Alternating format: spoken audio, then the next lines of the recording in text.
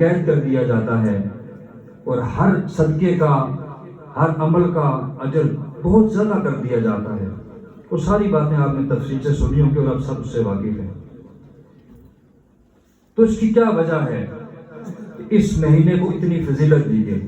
تو خود اللہ رب العزت نے ہمیں یہ بتایا قرآن میں کہ شہر رمضان الذی انزل فیہ القرآن، کہ جو رمضان کا مہینہ ہے، اس مہینے میں ہم نے قرآن کو نازل کیا۔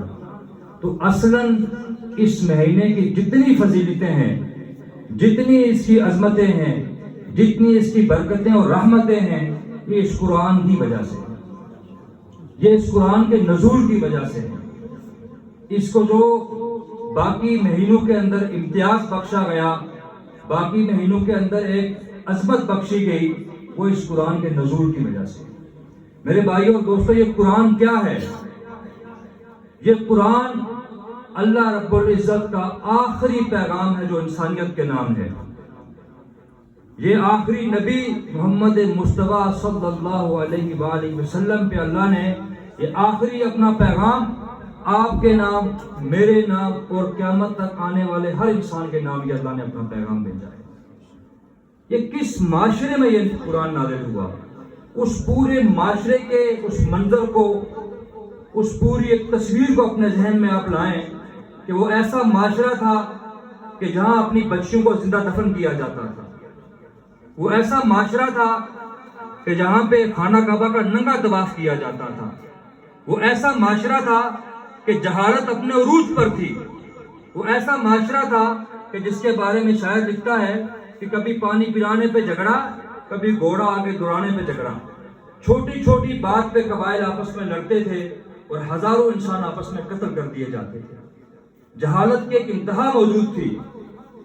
اس سارے منظر نامے میں اللہ رب العزت نے اپنے نبی صلی اللہ علیہ وسلم کو وہی قرآن جو میں نے اور آپ نے رمضان میں سنا، وہی قرآن، حرف پہ حرف وہی قرآن جو ہمارے گھروں کے اندر موجود ہے، ہمارے طاقوں کے اندر موجود ہے، ہماری الماریوں کے اندر موجود ہے، وہی قرآن، اسی قرآن کو ان عرب کے بدوؤں نے مانا۔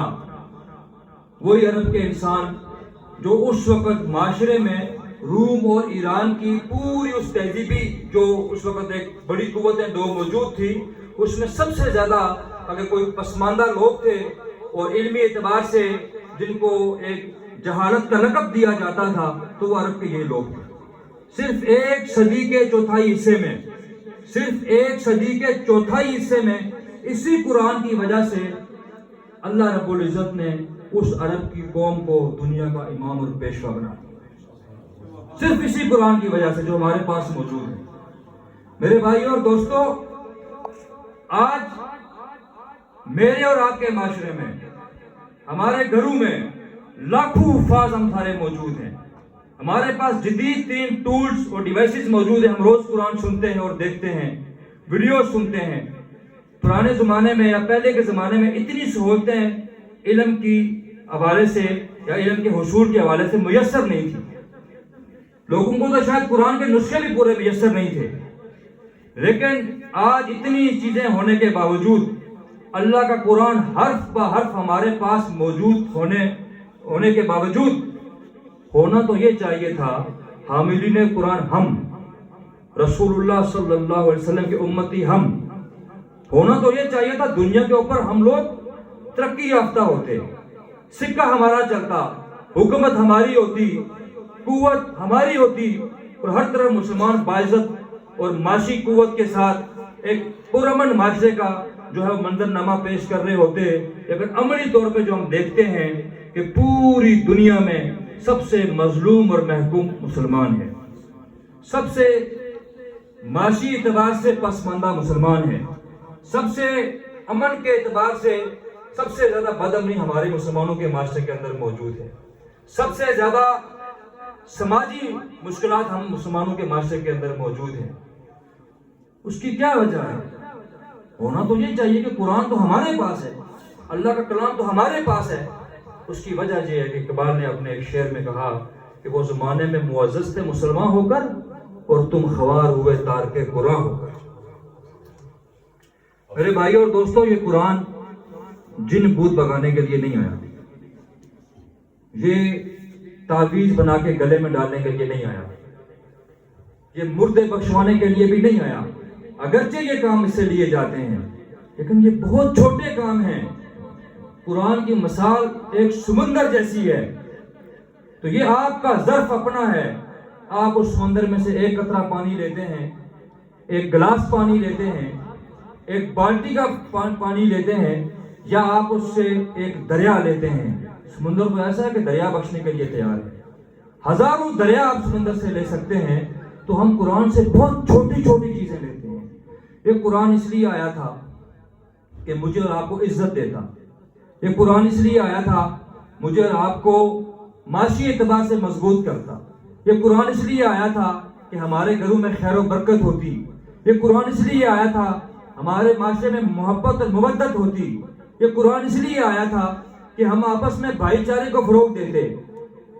لیکن عملی طور پہ ہم نے اس قرآن کو صرف پڑھنے کی حد تک محدود رکھا، عمل سے ہم نے اس کو بہت دور رکھا۔ اس وقت پوری دنیا میں 7 ارب سے زائد انسان موجود ہیں، ان 7 ارب انسانوں میں کوئی 2.25 ارب کے قریب مسلمان موجود ہیں، اور یہ جو 7 ارب انسان ہیں یہ 4000 مذاہب کے ماننے والے، 4000 مذاہب ہیں دنیا میں جس کے یہ 7 ارب انسان اس کو مانتے ہیں، ان کا عقیدہ رکھتے ہیں۔ اس میں آج دنیا میں جو بالکل جو معروف ہیں وہ سید بھی ہے، یہودیت پہ، یہ دونوں آسمانی مذاہب ہیں، اگرچہ ان میں تحریفات ہو چکی ہیں اور یہ قابل عمل نہیں ہے۔ صرف آپ اگر سید کی بات کریں اور انجیل کی بات کریں، دنیا میں اس وقت 4 انجیلیں، اناجیل اربعہ، 4 انجیلیں موجود ہیں، اور ان کی تحریف کا یہ عالم ہے کہ وہ حضرت عیسیٰ علیہ السلام کی جائز پیدائش پہ بھی متفق نہیں ہے، تو وہ بھی قابل عمل نہیں ہے۔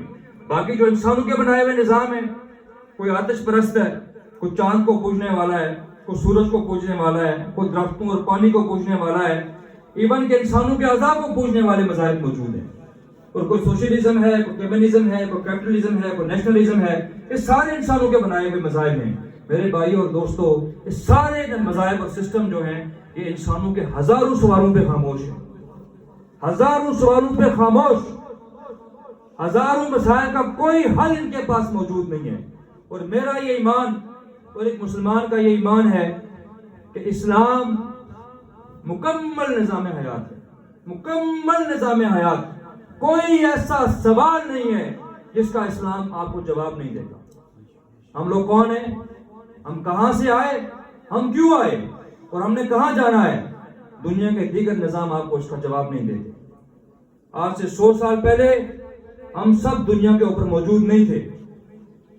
اللہ فرماتے ہیں هل اتى على الانسان حين من الدهر لم يكن شيئا مذكورا، ہر انسان پہ لامحتمل زمانے میں ایک وقت ایسا گزرا ہے جب وہ کوئی قابل ذکر چیز نہیں تھا۔